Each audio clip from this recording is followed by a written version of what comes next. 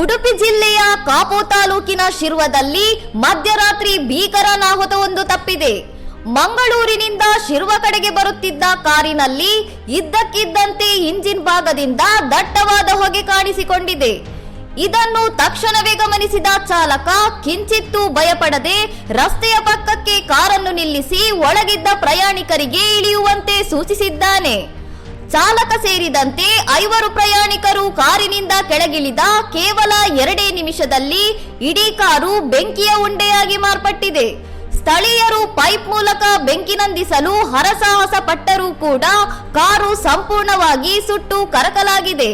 ಚಾಲಕನ ಈ ಅದ್ಭುತ ಸಮಯ ಪ್ರಜ್ಞೆಯಿಂದಾಗಿ ಒಂದು ಕುಟುಂಬದ 5 ಪ್ರಾಣಾಪಾಯದಿಂದ ಪಾರಾಗಿದ್ದು, ಈಗ ಎಲ್ಲೆಡೆ ಚಾಲಕನ ಧೈರ್ಯಕ್ಕೆ ಮೆಚ್ಚುಗೆ ವ್ಯಕ್ತವಾಗುತ್ತಿದೆ. ಇನ್ನಷ್ಟು ಸುದ್ದಿಗಳಿಗಾಗಿ ನೋಡ್ತಾ ಇರಿ ಸೌರಂ ಟಿವಿ.